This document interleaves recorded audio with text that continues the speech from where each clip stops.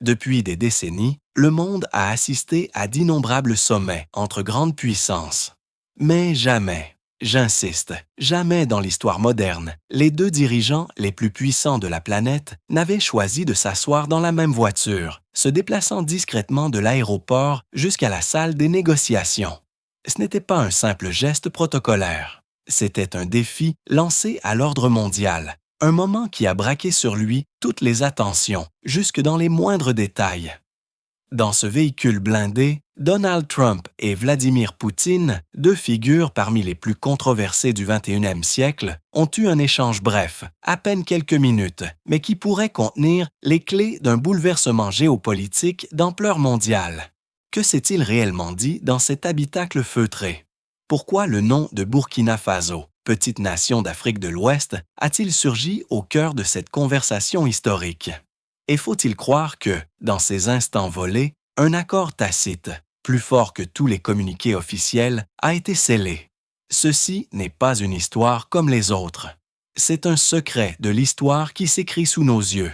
Si vous croyez que la renaissance de l'Afrique a déjà commencé, abonnez-vous et restez avec nous jusqu'au bout de ce récit. Le monde entier retenait son souffle. Quelques heures après l'arrivée simultanée des délégations américaines et russes, les caméras captèrent une image inédite. Donald Trump et Vladimir Poutine quittant ensemble l'aéroport, installés dans le même véhicule blindé. Une première absolue dans l'histoire diplomatique moderne. Ce geste, à lui seul, faisait voler en éclats des décennies de protocoles rigides. Car jamais deux dirigeants de ce calibre n'avaient accepté de partager le même trajet, encore moins dans un contexte de tension internationale. Selon plusieurs sources reprises par Reuters et Le Monde, le sommet officiel devait durer plusieurs heures, mais le détail qui fit trembler les chancelleries fut cet échange de quelques minutes, à huis clos, loin des micros. Et c'est là que la rumeur enflamma la scène internationale. Dans ce court laps de temps, un sujet inattendu aurait été abordé, le Burkina Faso. Un pays africain souvent relégué en marge des priorités mondiales, mais qui, depuis l'arrivée au pouvoir du capitaine Ibrahim Traoré, attire de plus en plus l'attention des grandes puissances. Officiellement, la réunion bilatérale qui suivit dura 2 heures et demie. Devant la presse, Trump et Poutine affichèrent une cordialité prudente, mais aucun accord concret ne fut annoncé. Les observateurs parlèrent d'un dialogue ouvert, mais sans aboutissement. Pourtant, dans les coulisses, les spéculations prirent une autre dimension. Et si l'essentiel ne s'était pas joué dans la salle de conférence, mais dans cette voiture blindée, lors de ces précieuses minutes volées? Ce contraste saisissant, un sommet officiel sans résultat et une conversation furtive qui pourrait redessiner la carte du monde, laisse planer un parfum de mystère. Et quand on apprend que le nom du Burkina Faso fut évoqué, l'énigme s'épaissit encore davantage. Pourquoi ce petit pays du Sahel est-il devenu, soudain, une pièce maîtresse dans le jeu des titans?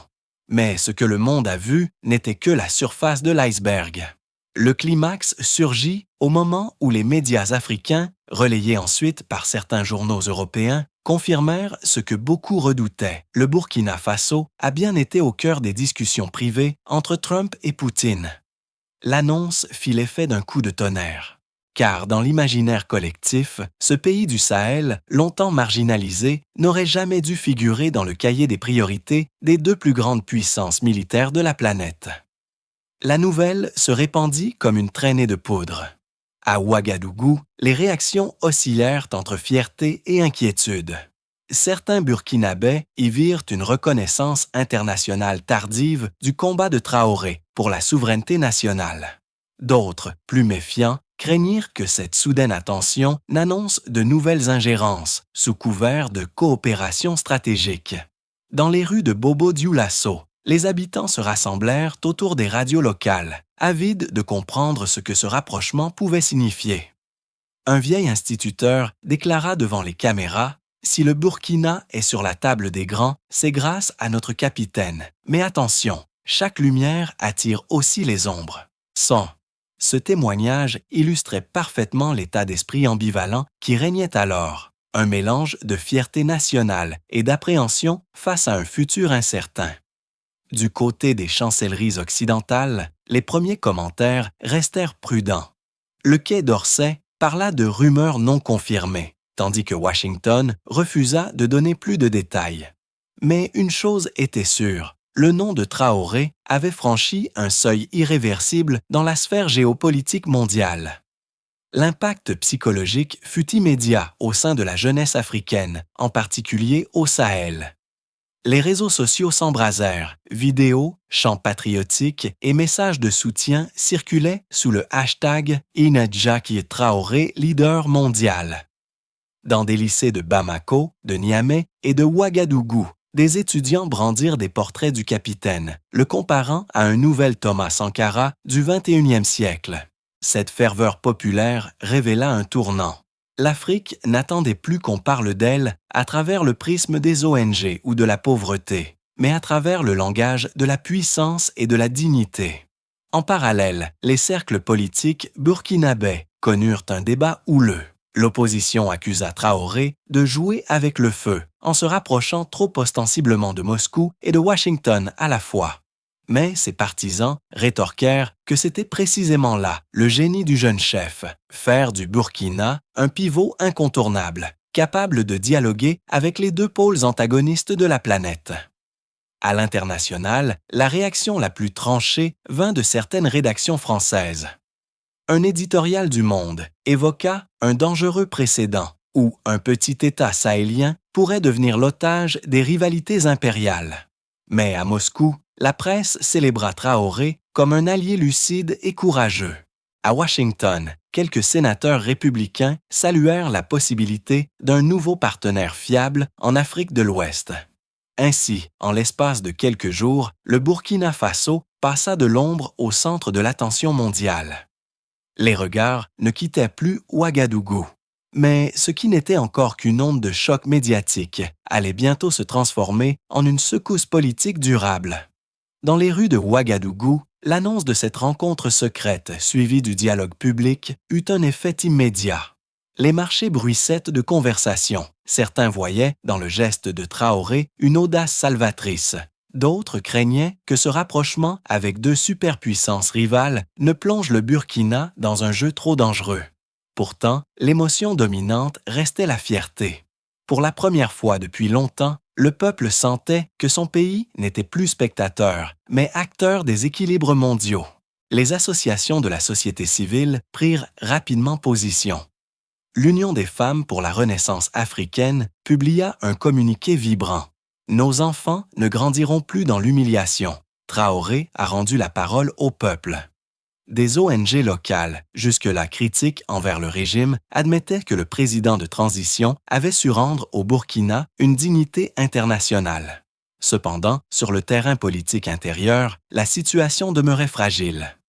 Les partis traditionnels, marginalisés par la montée en puissance de l'armée, se divisaient entre deux camps, ceux qui voulaient accompagner le mouvement et ceux qui cherchaient à freiner cette dynamique. Des débats houleux éclatèrent à l'Assemblée de transition. Fallait-il institutionnaliser cette nouvelle orientation géopolitique ou attendre un véritable mandat électoral? Ce tumulte politique reflétait une vérité plus profonde. Le Burkina entrait dans une ère d'incertitude, mais une incertitude féconde, où l'espoir surpassait pour une fois la peur. Sur le plan régional, le message envoyé par Ouagadougou résonna bien au-delà des frontières. À Bamako, comme à Niamey, les journaux titraient sur « l'audace burkinabé » et la possibilité d'une nouvelle alliance sahélienne capable de briser l'isolement imposé par les sanctions occidentales. La jeunesse militante, déjà galvanisée par les discours panafricanistes, trouva dans cette rencontre une confirmation de ses convictions. L'Afrique pouvait imposer son agenda, mais cet élan souleva aussi de nouvelles tensions. À l'intérieur du pays, certains notables traditionnels, inquiets des représailles économiques, exhortaient Traoré à la prudence. Ils rappelaient que la stabilité alimentaire dépendait encore en grande partie des importations et des circuits financiers extérieurs. Dans les zones rurales, où la survie quotidienne reste une lutte, cette question devenait brûlante.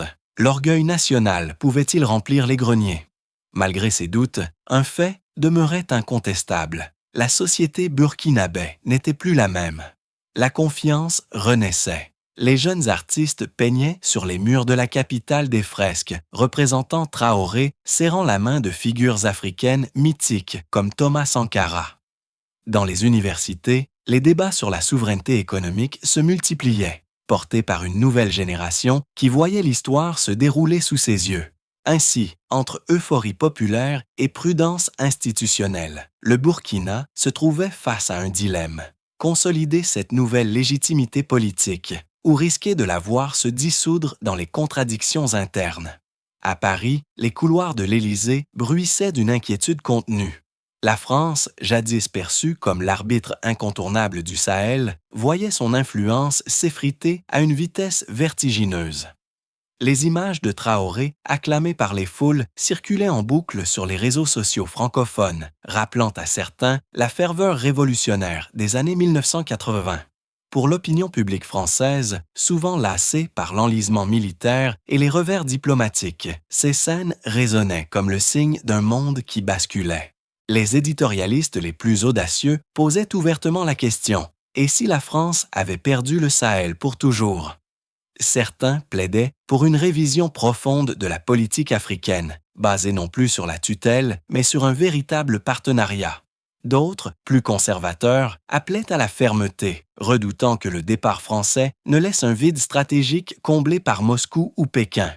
Au niveau international, la réunion secrète entre Poutine et Trump attisait toutes les spéculations. Les chancelleries occidentales, bien qu'officiellement sceptiques, redoutaient un rapprochement tacite autour de la levée des pressions contre le Burkina Faso.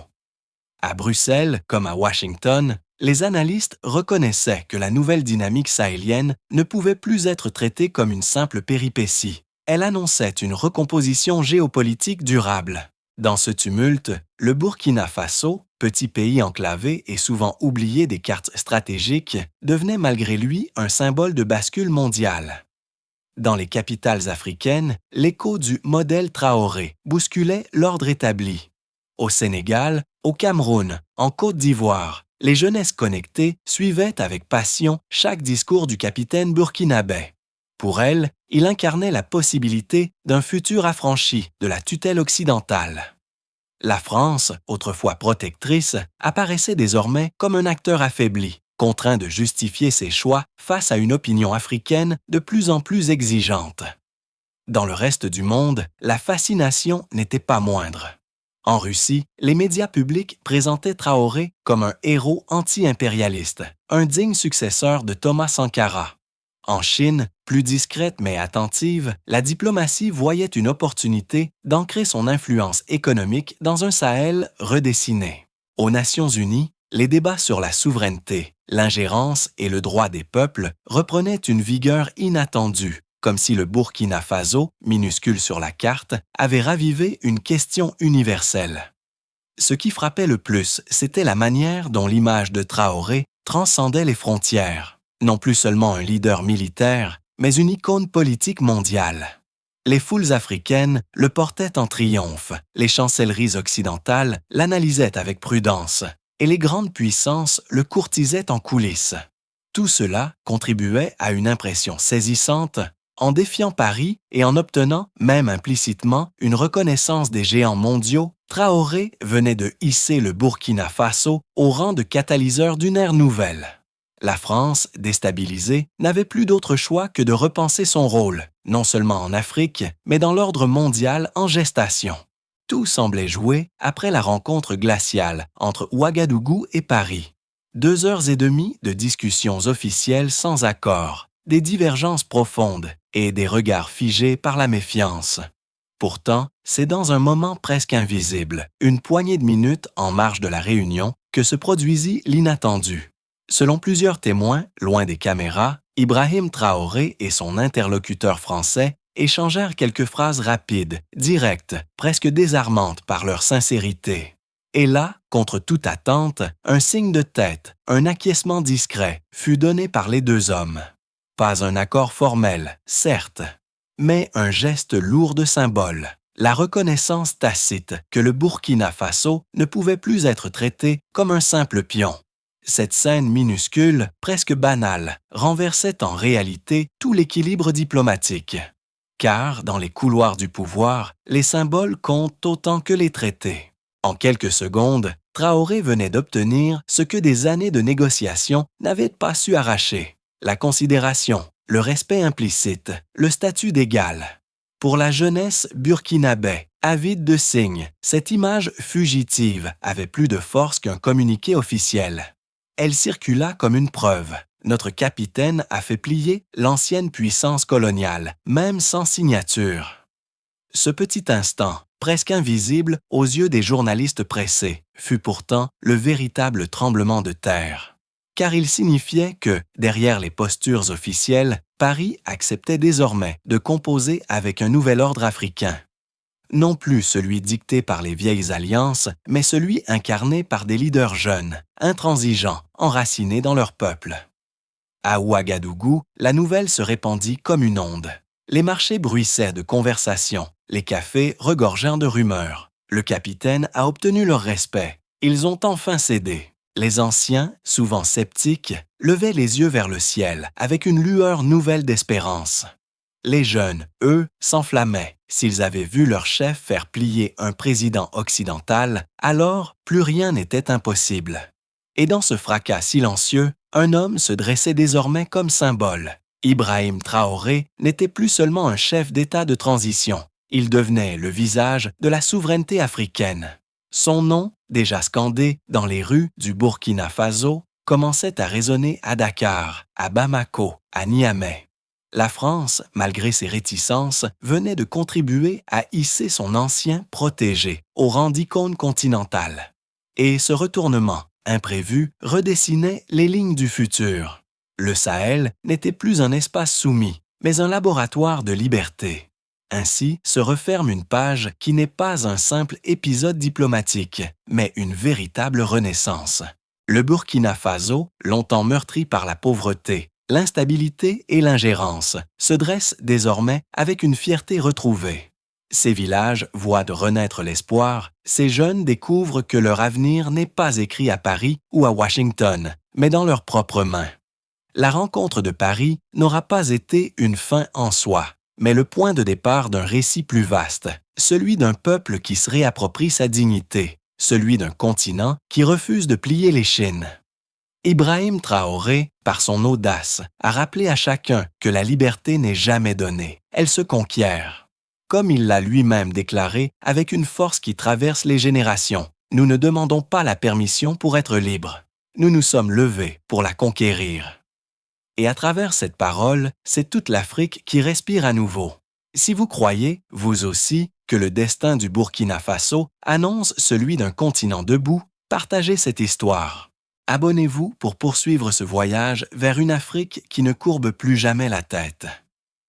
Dieu bénisse l'Afrique.